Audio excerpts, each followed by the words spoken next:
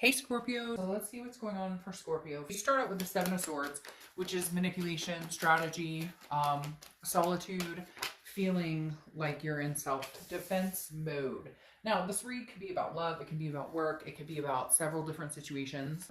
So again, the Seven of Swords makes me feel like you're feeling a little bit closed off. You're feeling like a situation has not rectified itself, and I'm not sure that you're very trusting of the situation. Now, it could be work, it could be family. However, I strongly get the feeling this is about an ex, somebody who's communicating with you, trying to communicate with you, will be communicating with you, and you're still in defense. You don't necessarily trust the words that are coming out of their mouth. It's kind of like that. Nobody understands the words coming out of your mouth. That kind of is the feeling I'm getting with this. Like, no matter what they say, it will still be interpreted as in, you liar, you're not telling me the truth, you have nothing, like, I don't know. And that could just be self-defense mode, Scorpio. The reason though for this is there's a sadness, there's a grief behind it. You have the Five of Cups, which is a sadness, it's a grief, it's a feeling of loss. So I feel like this is on again, off again. Not that you guys are getting back together and then breaking up. I feel like the break is pretty much solidified as a break. However, they communicate with you. Maybe, hey, how you doing? I hope you're whatever. And you're like, this fool has something up their sleeves, because it's been a long time since they've been true. And however you want to be emotionally, screw you, and I'm over this, and I would never deal with you again. There's grief here, there's sadness, there's loss, because at some point you felt peace with this person.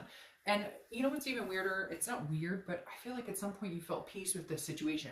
Like you were finally ready to move on to something bigger or better, because you have the Ten of Cups. And not in a conceited way, Scorpio, it's just the Ten of Cups is a peace. It's a family. It's a joy. It's a love. And I feel like you're kind of like, well, I've been, sad over this situation for a long time.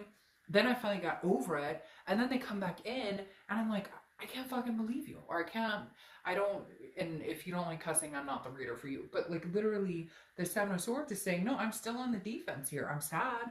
I miss you. I thought we were going to have peace and joy. For some of you, this is this person. You really felt like this was the person that you were going to have that forever with. Regardless if your forever is, let's adopt as many dogs and cats as we can, or let's, get married and have babies. Whatever it is for you, you thought you really had that here. But every time they come back around, your like hair stand on end. It's like you don't trust, you can't believe in what they have to say or what they have to bring forward or what they have to offer. So you're going into hermit mode, which is Virgo's card. You could be dealing with a Virgo or have Virgo placements in your chart. But literally the hermit card is like saying, I would rather be alone and be with spirit and be with the universe than to deal with any of this crap. So somebody either reared their head, or they're coming because you can feel the energy vibing, or you haven't thought about this person in a long time, and all of a sudden you're overwhelmed with some sort of grief or sadness, and you're kind of like, oh God, here we go. I can feel them coming back in.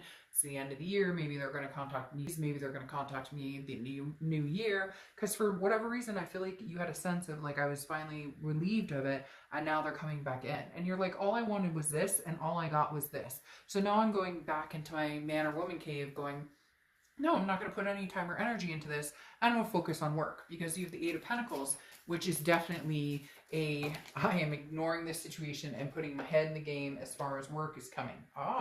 But changes are afoot.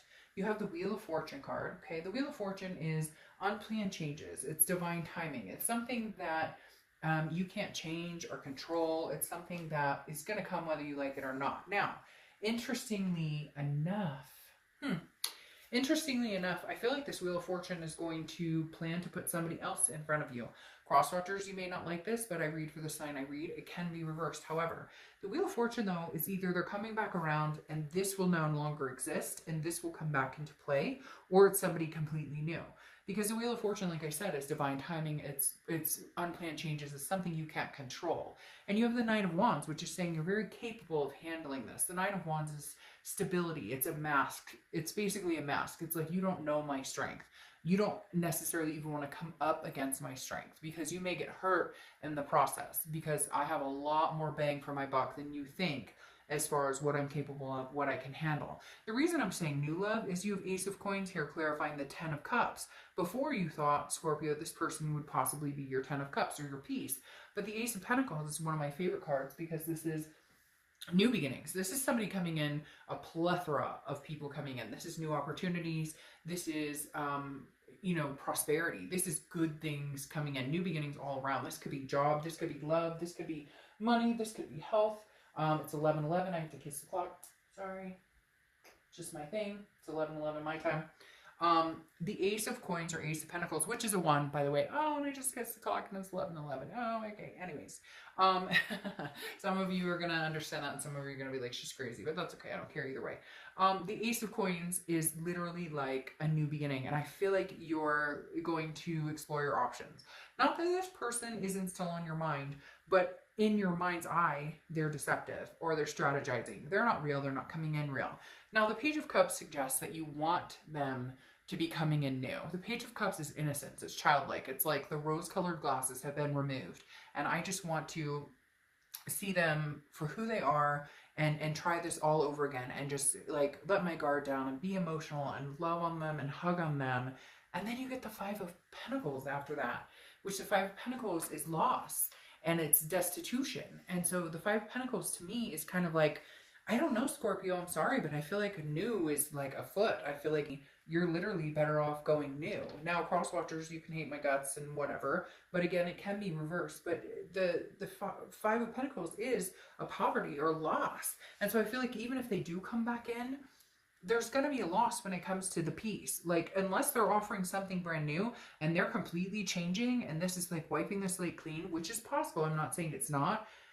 I don't think so. I think the universe has something different going on for you. I feel like the Wheel of Fortune is coming in and saying, hey, you know, new plans are afoot, new actions are afoot. Now, the Wheel of Fortune could be spinning and wiping this deception out and bringing peace. So I'm kind of torn here, Scorpio. I'm serious because I feel like this is kind of saying, hey, you know, it could go either way. It really could go towards something completely new, or it could go towards like, hey, suffer this loss.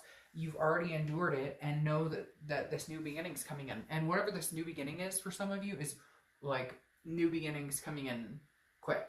Like this Ace of Coins is like blooming beginning of January. So either way, I feel like saying it's a win-win situation regardless. All right, let me pull 2 oracle cards and then we'll end your reading for the week. All right, so you have the 1 oracle deck, which is by Witchwood, which I've been told. Which witch is a witch? No, I'm just kidding. All right, I'm going to go ahead and take this one. I don't read reversals, but these cards are meant to read reversals, but this isn't reversed. This is kindness, okay? So these are amazing oracle decks. From what I understand, no 2 are alike, or they design very few of the same deck, so they're not mass printed. So I'm starting to try and use my oracle decks a lot more. And this one I love. So again, the bouquet, kindness. So you know what, Scorpio, this tells me, like, even if this person isn't for you, and even if they do come in and they want to anoint your life with their presence, okay, just say hi, communicate. Like, you don't have to be cold. We don't have to be unloving. I busted a cry during Pisces video. I started to tear up because I started to realize we don't have to be nasty and negative and angry with everybody, even if they did us wrong. Maybe we should change around and say, I'm blessed to have gone through this experience because guess what?